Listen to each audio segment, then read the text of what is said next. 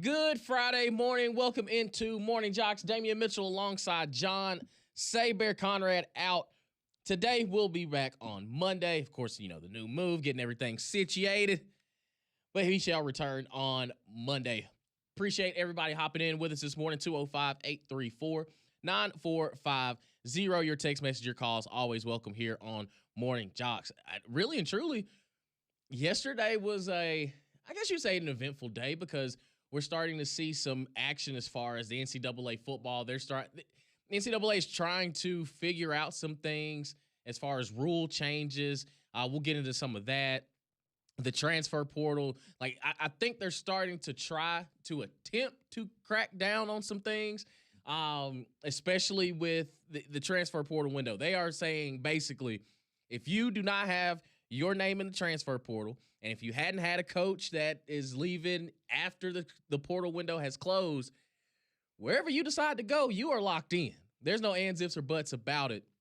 But I think as far as the rules go and the rules are concerned, some on the field, some off the field, but I think they are at least trying to put the game in a good spot. Just starting off on the on-field stuff, we all know that targeting is kind of a sore subject. There's a lot of gray area in targeting. I think it's more of I'll get into it, but I'm going to tell you what the Division I football rulemakers have kind of discussed going on with the targeting ejection. So currently, players are disqualified for targeting, must sit out the rest of the game, and if the penalty occurs in the second half, they have to sit out the first half of the next game.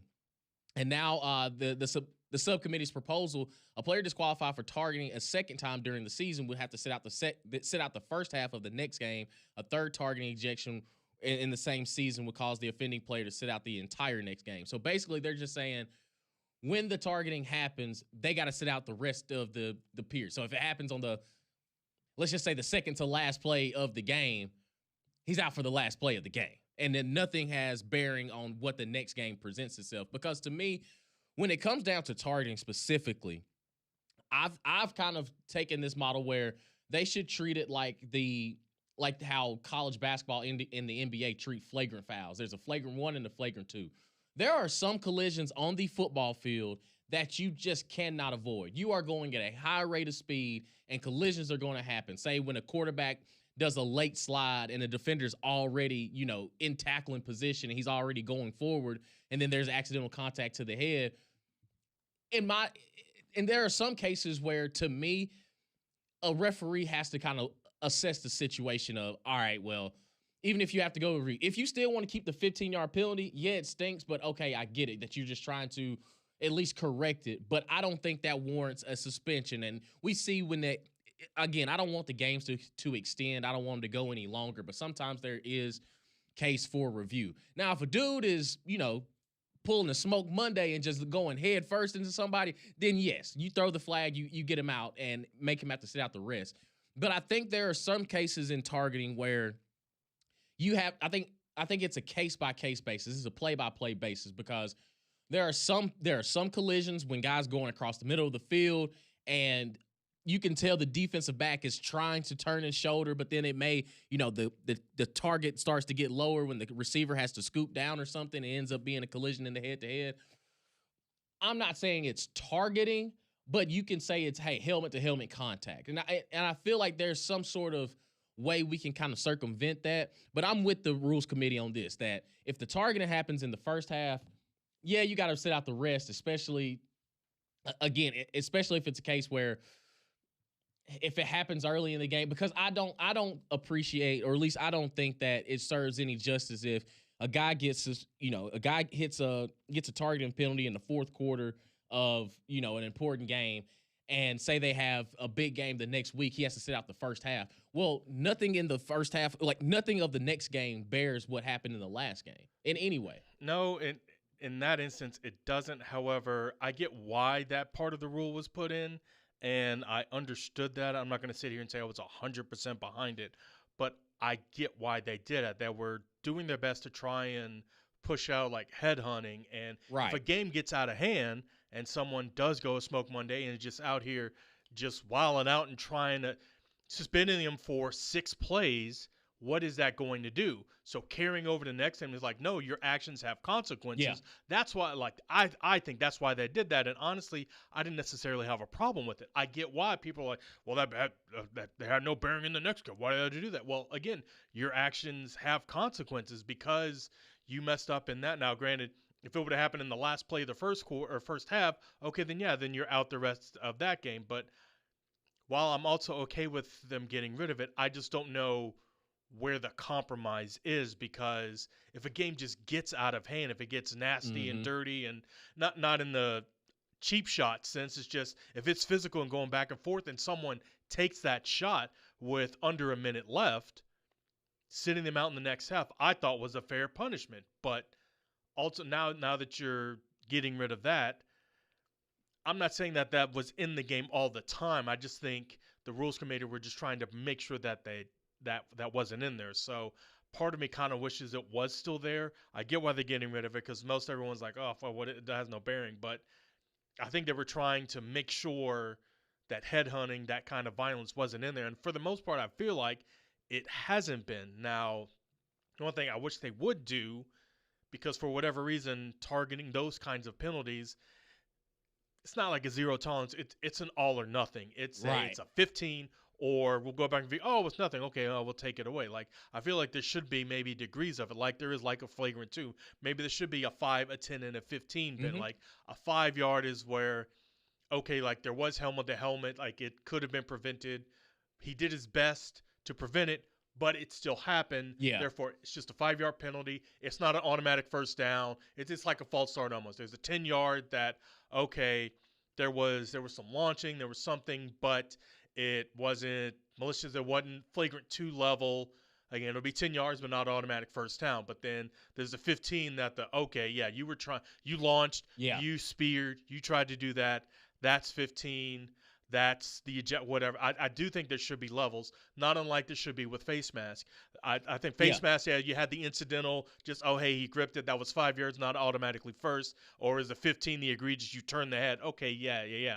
But if someone now just grazes the face mask, it's automatic 15 when you can't help that. I wish that they would go back and put some of those 5-yard penalties in, and I think targeting could be the perfect way to kind of put that too, because again, it's not really an all or nothing thing. Right.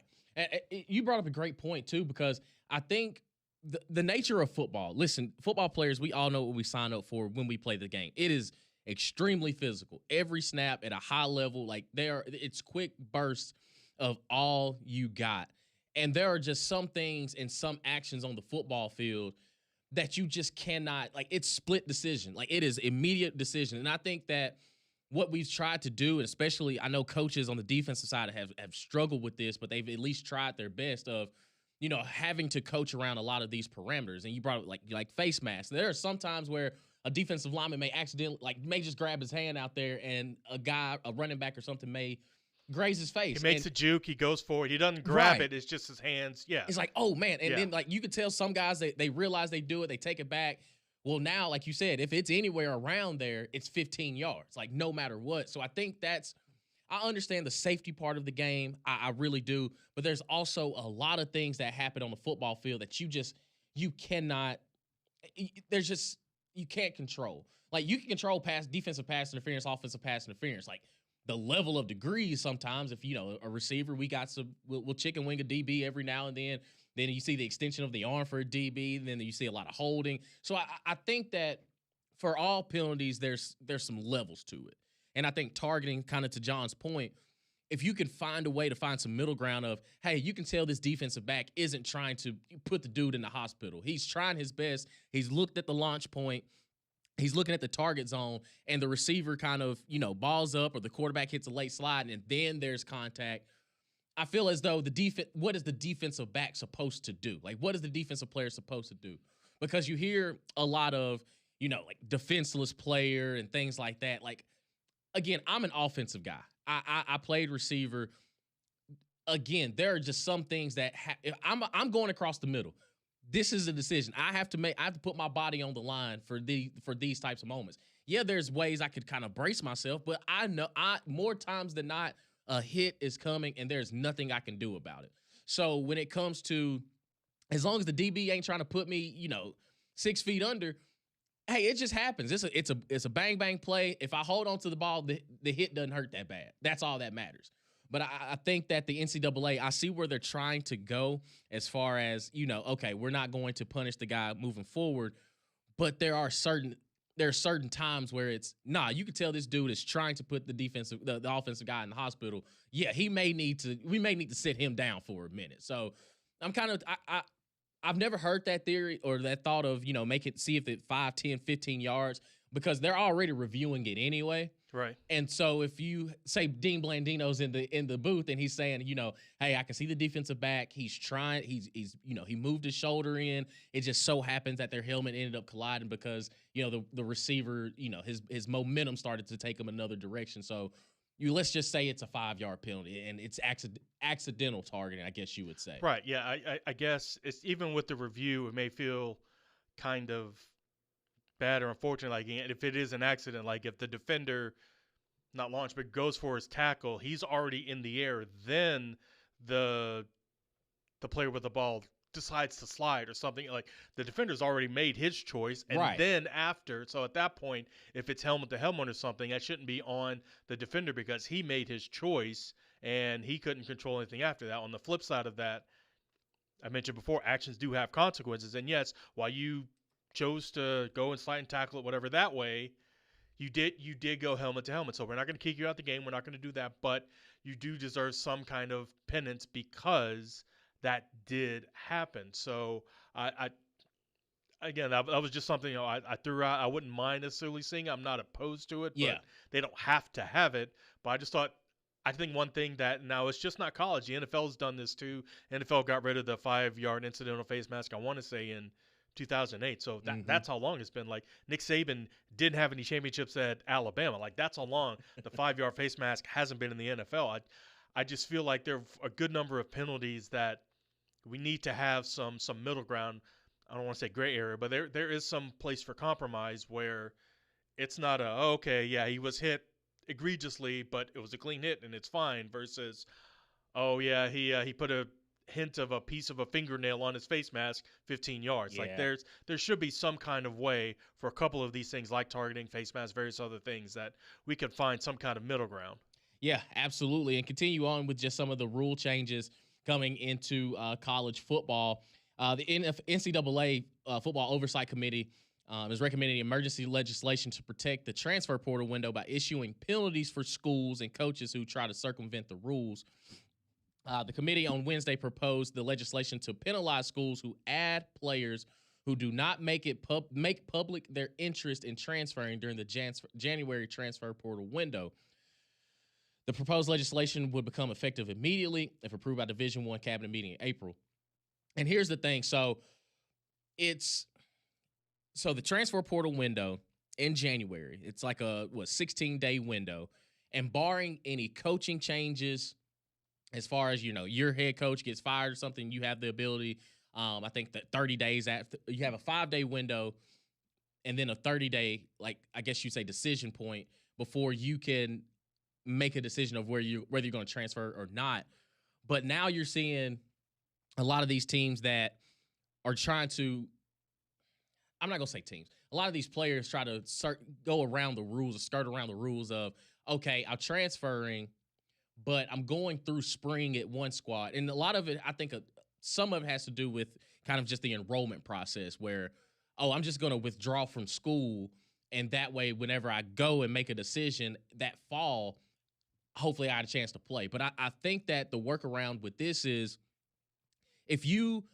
unless there's a coaching change, you can't, after you make the decision in January, you can't go anywhere else. Like when they're saying like this portal window is closed, there's no more, okay, like I'm going to test the waters this spring and then hit another window, I guess you would say, where it's, okay, well, I'm in the transfer portal at the end of the season. I'm going to Clemson. So when Clemson say they make a decision, go through spring practice, and I may be QB3 instead of QB1, I can't say that, I'm going to withdraw from this school and I'm going to go somewhere else because maybe Georgia or maybe Florida State are saying like, hey, if you if you withdraw from school, we got a spot for you, and we can see if you can hop in the fall. Where if they're saying that the school accepting the transfer will be fined 20% of its football budget, and the school would lose 5 roster spots for the following season, even if they no longer employ the coach who accepted that transfer. So basically, they're saying whenever you make a decision, you're living with it. And to me, I think the NCAA, it's a good thing that they're trying to at least put their foot down in a situation like this. Trying to hold people accountable, yes. Right. And when you look at just how everything goes, I've tried to understand the roster management side of the coaches now in this new age of college football, where I feel like that we're losing a little bit of the sense, especially on the player side of, man, like there are so many lessons to learn in having to work for what you have. And again, it's free enterprise at this point. Like the players have the control. Like if you're QB2 and you don't want to sit behind, for a couple seasons and see what could potentially happen down the road, go hit the transfer portal, go. Because I think year to year, these coaches and the way their contracts are set up, they could be out of a job one year because they made the wrong decision at, a certain position. But also, I'm not here to make everybody happy. We can't. I got to have my best 11 on offense, my best 11 on defense, my best 11 in special teams. I don't care what year you are.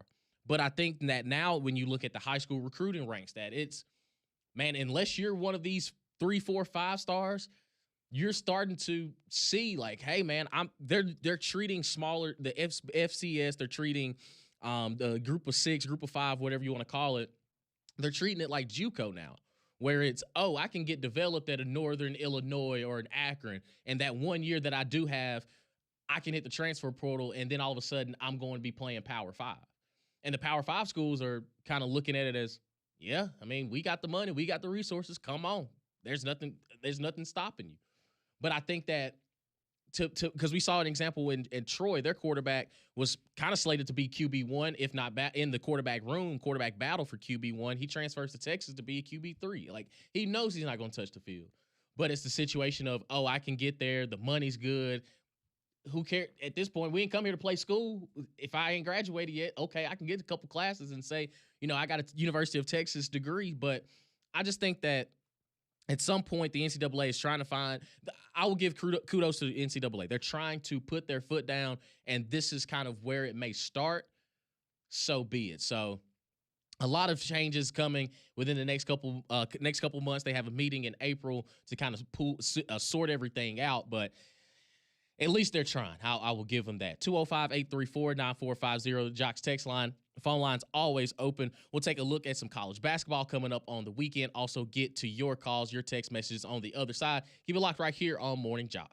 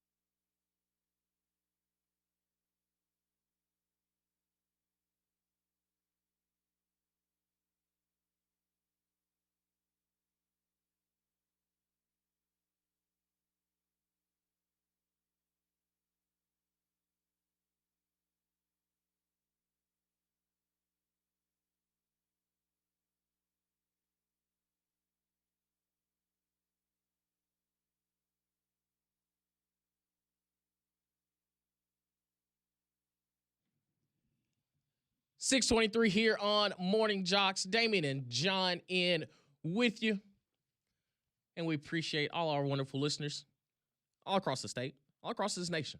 Appreciate y'all waking up on this Friday morning, have some fun with us. We're discussing some potential changes coming in college football, the transfer portal window, and all the penalties that may come along with it. If you are in the transfer portal and you need to let these folks know where you're going, because you're stuck and you're cooked. And if you are trying to, again, it's like the poaching thing, kind of with Pete Golden and getting that guy from Clemson. The tampering stuff, they said they're going to start cracking down on this. I think I will give Clemson kudos for putting a name with it and putting it out there, but hadn't really heard anything else since Dabo came out there and said that, Ole Miss was tampering, and everybody's kind of like, oh, okay. It's just the nature of the game, but we also you got me. Oh, well. Right. Like, oh, no, you caught me red-handed. And nothing happened. The NCAA has a lot of things to worry about.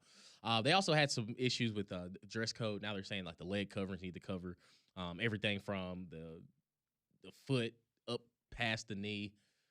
Really and truly, if these play, and this is one thing I will say, I might be the youngest old head out the bunch. Man, you have knee pads for a reason, bro. Like I don't understand why these players want to keep riding them things on up above their knees, because it hurts. Like, those things hurt. But I guess when you've eliminated the chop block for a lot of people, you ain't got to worry about that as much. But, man, it's I don't want to get on my old man rant, but I just think that they give us the knee pads for a reason. Whether you wear them or not, that's up to you. But, man, you got to protect yourself, bro. Like, anything could possibly happen. But you will be 31 in a few months. Yeah. I'm telling you, man, the older I get, the more I'm just like, man, what's wrong with these kids, man? Like, what's wrong with them, man? You got to protect yourself out there. Well, at least you're not the old man at the club trying to hang with them kids. No. Yeah, all right. I'll give you credit for that. I promise you, when I was playing, man, I covered everything. I ain't trying to get beat up out here. Can't do it. But these kids are different. I was just hear from you, 205-834-9450, kind of going back to the targeting issue. And, now what the NCAA wants to do, the rules committee wants to do is say, hey, the targeting penalty, if it happens in the second half, just go ahead and let them sit out the rest of the second half and not having any bearing on the next game. Somebody texted in and says, on the quarterback issue of targeting, I feel like the quarterback should not be allowed to run like a running back. Don't slide. The receivers don't slide. No, the running back doesn't slide. The receivers don't slide. You can't expect the guy to pull up the last second because the quarterback is going to slide. And it also helps out the offense because the quarterback gains additional 2 to 3 yards because they don't know if he's going, because they know the guy is not going to hit him. Yeah, and also like the roughing the passer stuff. Now I understand the quarterback is an important position on the football field, but there have been some cases you've seen, some of the Pat Mahomes like stuff and some of the Josh Allens and Tom Brady's of the world where there may be a slight graze, and then all of a sudden it's roughing the passer, where I will say this, back in the day, you got, the Dan Marinos and John Elways, they out there getting absolutely cremated. I mean, just boomed on for nothing. And now I will say, like, the quarterback, it's an important position, but to his point, if we don't know if they're going to slide, Kenny Pickett, for example, in the ACC championship. Right, yeah. He gives you that fake slide. Yeah. And the defender's like, okay, well, he's giving himself and they all pulled up, and he kept going. And takes it to the crib. And while the announcers and everyone praise it, I will give the NCAA kudos. Like, immediately. Like, within a week, like, this is banned starting next year. Like, you can't do that. And honestly, like, they are right in that case. Yeah, 100%. If we're supposed to not hit the quarterbacks for any reason, if they go to slide, like, they have to slide. They're giving themselves up. The NCAA, all the credit in the world for that. You're like, you guys, came through with that one. That was an immediate response. Because, again, I think that in situations like, especially as a defender, man, the quarterback is dressed the same way as everybody else on that football field. He has shoulder pads. He's got everything on. He is one of the 11. He knows what he signed up for when he played this game as well. Like, because again, you see guys like Cam Newton, he ain't sliding. He is, now in the NFL, he had to make some business decisions. But in college, there were linebackers that were afraid to tackle 6'6", 250, and you got to make a business decision. You know he's coming your way. So, I understand that sometimes these guys, they're built a little bit different. Imagine Tim Tebow standing in the pocket, and unless you get a clean shot, one of those little grays by and you slap on the side of the helmet or something, that's not roughing the passer. Like, that's not, he didn't even feel that. But I do think that, understanding the safety of the game, but there are rules that you got to abide by. Bird texts in, he says, I like y'all's idea. This was John's idea of the level of penalties and the penalty yards penalized. It just makes sense. And kind of to John's point, because I had never heard it, but it made a lot of sense where if it is just incidental or accidental targeting, yeah, maybe a 5-yard penalty because there was helmet-to-helmet contact. Well, 10-yard penalty could be that, hey, he wasn't necessarily launching trying to put him out, but there was still contact in the head or neck area that seems reasonable for a targeting penalty. And 15 yards is, yeah, you tried to put him out the game. So therefore, you're getting 15 and you're out the game. So I do think that the level in which we have targeting can be assessed. Because again, the referees, they review just about everything anyway.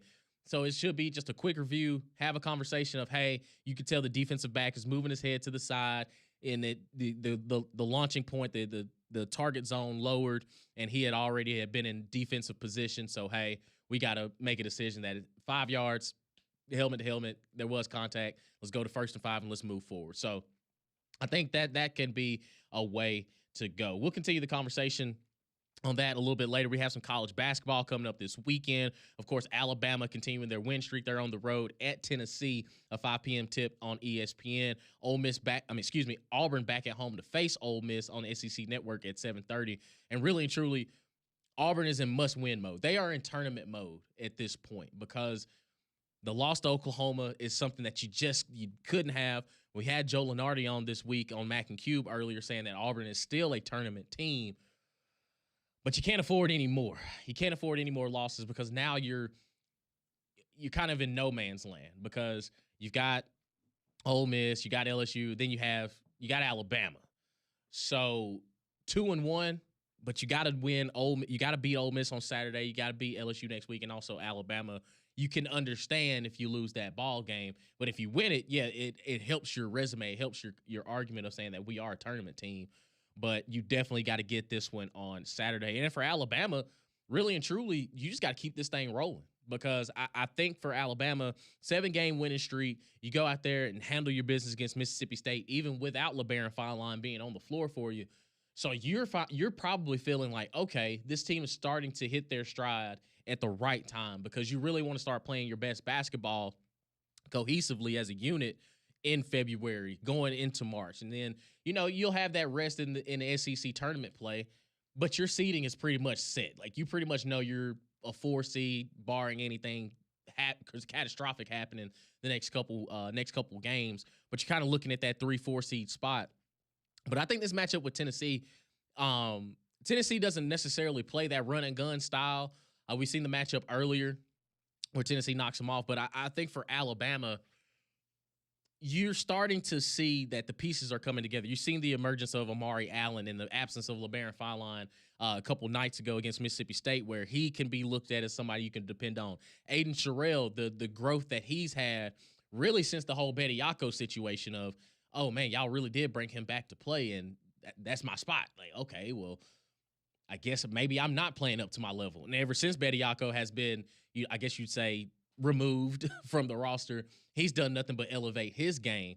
And you see, of course, with Aiden Holloway, we know what he can be at times, but LeBaron Feinlein is the engine that goes. But again, now you saw what you look like without him, and you still put up 100 points against Mississippi State and won by 25. So I think when we look at here specifically in the state of Alabama, Auburn's kind of in desperation mode. Alabama, you're not necessarily in cruise control, but you're playing your best ball at the right time and against quality competition. Like, you go back a couple games ago against Arkansas in that double overtime game.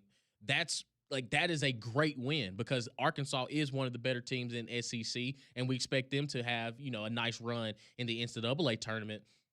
But you ended up going toe-to-toe with them. So I look at just where the SEC is. You look at Vanderbilt taking on Kentucky. on the road on Saturday. Missouri on the road against Mississippi State. Texas and Texas A&M doing battle. South Carolina at Georgia. Oklahoma at LSU. Arkansas and Florida. I think that Arkansas and Florida matchup right now, Florida's a 9.5-point favorite. Now, At home. I get it. And Florida is starting to feel like they know what is at hand right now as far as defending their national championship. But Arkansas, if there is a team I could say that could give Florida some fits in certain situations, because they got to find an answer for Darius Acuff. He is going to go out there and do what he does best. But I think the size for Florida does give them a little bit of an advantage. But I think the style in which Arkansas plays, that it's like, okay, yeah, we may sacrifice a little bit, may sacrifice a few inches there on the block. But these guards that we have out here, we can run up and down the floor with you. So can Florida match up with them? I think that'll be one of the better games that we see this weekend. We'll keep the conversation going on the other side. 205-834-9450. Keep it locked right here on Morning Jogs.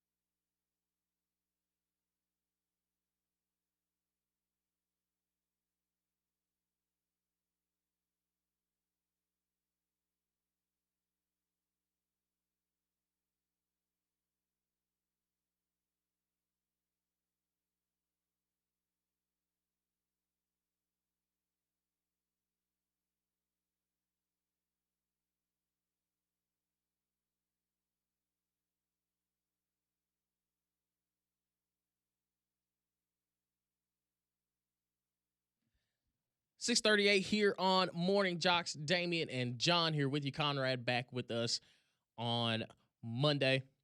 Kind of recapping what we've talked about the first two segments. We had a discussion on the NCAA trying to change some of these targeting penalties, a lot of these rules in college football. Looking at some stiff penalties if you try to finagle the transfer portal window, not going to fly, at least after they have their meetings in April. So we shall see what comes from that. Also, college basketball around the SEC, particularly here in the state of Alabama. Auburn tries to get back on the winning side of things when they take on Ole Miss at 7:30 on Saturday. Alabama on the road at Tennessee this weekend as well. 205-834-9450. Somebody texted in and says Tim Tebow went head-to-head with Eric Berry, missed the old tackler. That was back when football was football. Yeah. Back when football was football. But, just like we were saying about the quarterbacks, man, like the way that they are protected, I mean,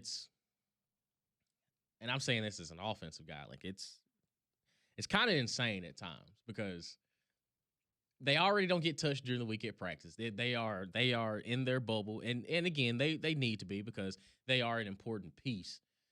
But on Friday, Saturday, Sunday nights, they put on the same uniform that I do, and they are succumb to the same penalties and actions on the football field. That, hey, I mean, if you slide, cool, but if you're not gonna slide and you need to, if it's 3rd and 1, I don't expect my quarterback to find a way and get down. I think you have to take some of these licks too.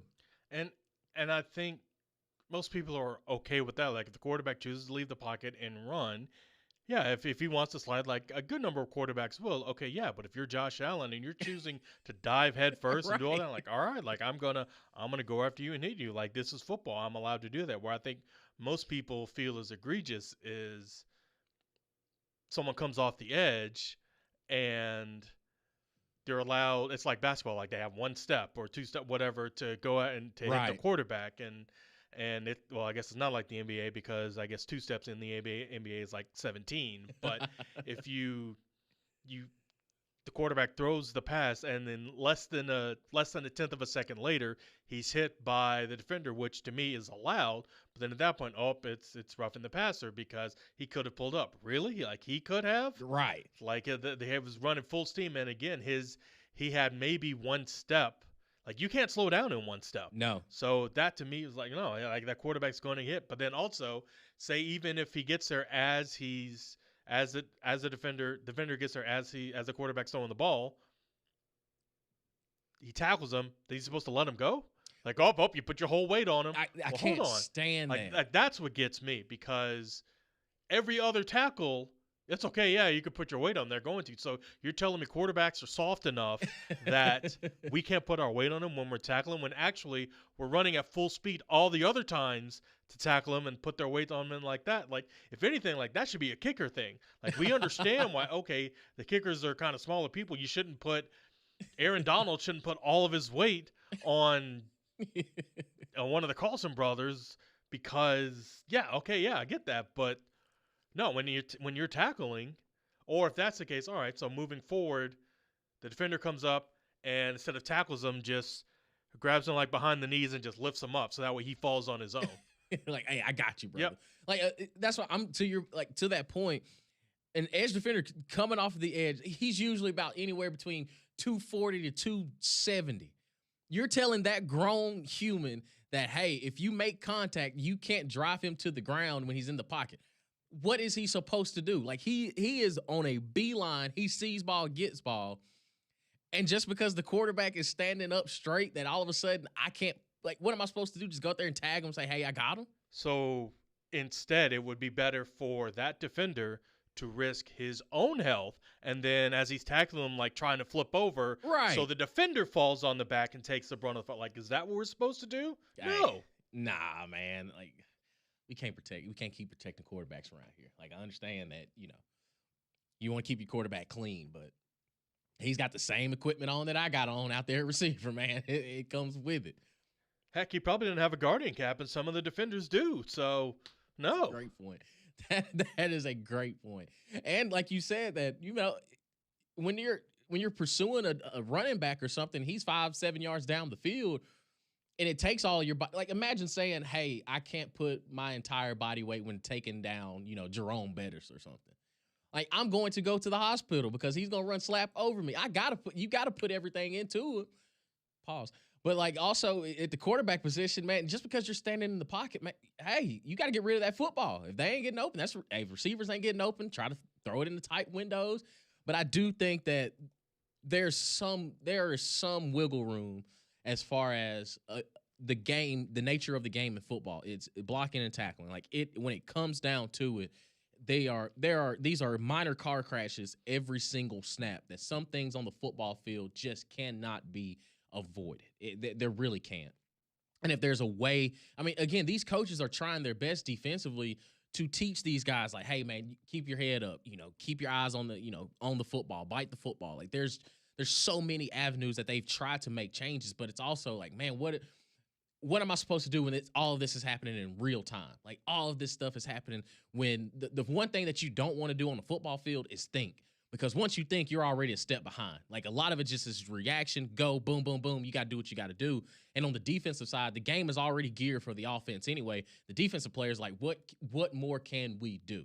So I think that, I understand protecting, player safety, but we all know what we sign up for when we play this. When we play this sport, it's the closest thing to a gladiator sport that we got, where it's physical play. Like there is every single snap of the football, especially in the trenches, there is a human trying to move another human out of the way by any means necessary within the game, within the structure of the game, between the whistles. Like every single snap, there's somebody physically being removed from a spot or physically moved to a spot that opens up everything else. And sometimes you just got to do what you got to do. It's a grind. It really is. But I understand what the rules committee is trying to do.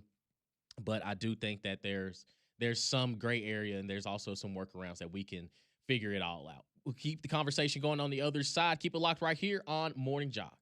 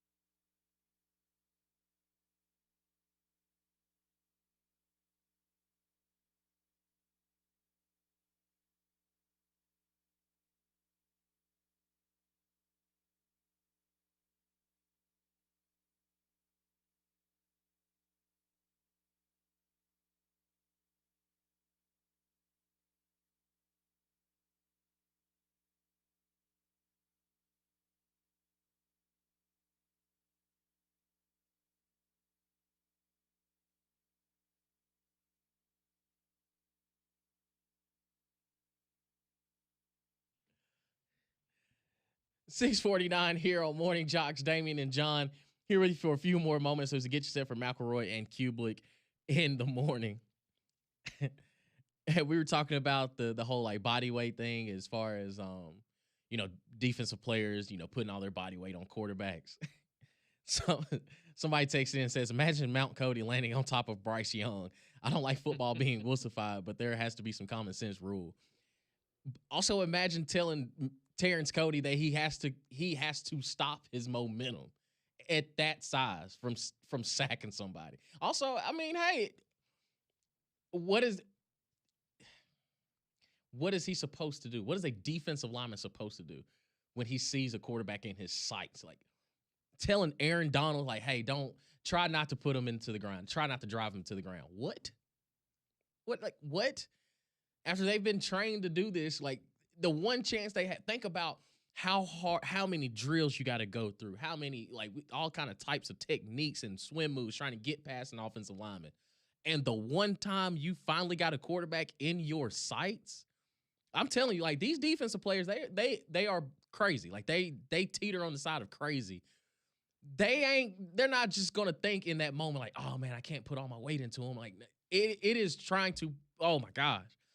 Whew, it's violent. Like it is violent. Football is a violent sport.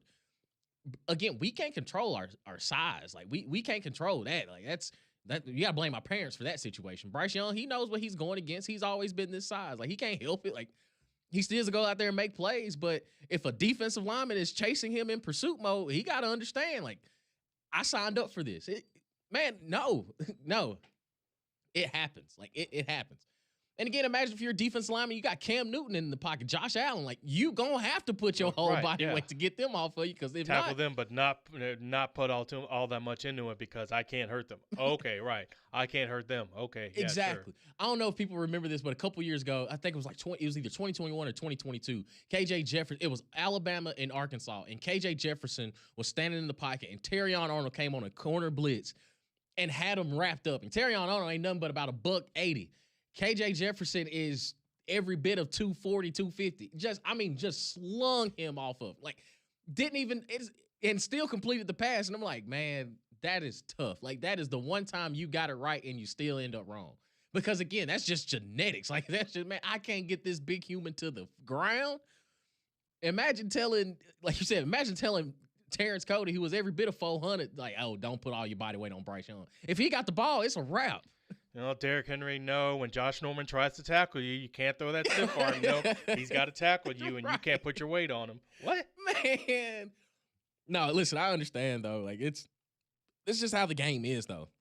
It's a violent sport. I think people have to understand, like, man, football is a violent game. And there are some things that just happen on the football field you can't control. These are split decisions. These things just happen in the blink of an eye. But also that we know what we signed up for when we played this game, and I think that I understand the targeting rules, and you want to eliminate some of the decleating positions, but also, and again, I give a lot of kudos to the coaches that do it on a daily basis. They're trying new ways to try to explain how to tackle. You're asking your defensive backs, and again, like you look at the size of a lot of these players now. There ain't too many. There are not too many Patrick Willises walking around anymore. There's not a bunch of Takeo Spikes at the middle linebacker position nowadays. These guys are athletically built. They're not as big. Now, they're every bit of as athletic, but I think a lot of it was, hey, like this dude is 260 pounds going sideline to sideline, and he ain't, he's not a welcoming committee at the linebacker position. It is, you need to know that I'm here and I'm going to be here all game. And if that means, like, if your quarterback ain't sliding, he is subject to any damage that happens after this. Like, your health points are going down if you don't slide. But also, you can't have, like we said, the Kenny Pickett situation where you're faking the slide and it's like, oh, hold on. I'm a defensive guy, and all of a sudden, I'm watching you give yourself up. I'm trying to avoid a penalty. I'm trying to avoid getting a missed assignment. I'm trying my best to say, hey, you got it. At least I know that you're down. But you hit me one of them fake slides and you take it to the crib, and it's, well, what am I supposed to do? So I think that with the way that the skill sets that these guys possess, the size in which they do a lot of these things, these collisions on the field, they're going to happen, but I think that there's a way to change behavior if there's, like we talked about, there's an incidental targeting penalty or targets without aggression, I guess you would say. It's just kind of a reaction. Yes, there was helmet to helmet, it happened. But then the 15-yarder is, nah, you made a decision that you were trying to put him on the sideline in the medical tent. Nope, that's a 15-yarder and you are subject to suspension. So I get it. Fulton texted in. He says, as a defender, if you launch your body off the ground, it better be receiver. It better be the receiver because a running back will fold you up like a piece of paper. Yeah, I mean, if you try to Superman dive on Derrick Henry, you'll end up like Josh Norman. It's like, hey, I tried my best. And yet that stiff arm still put me into the ground, and he looks up and he's in the end zone. So it happens, man. It happens. Appreciate y'all chiming in with us this morning. McElroy and Kublik in the morning is coming up next.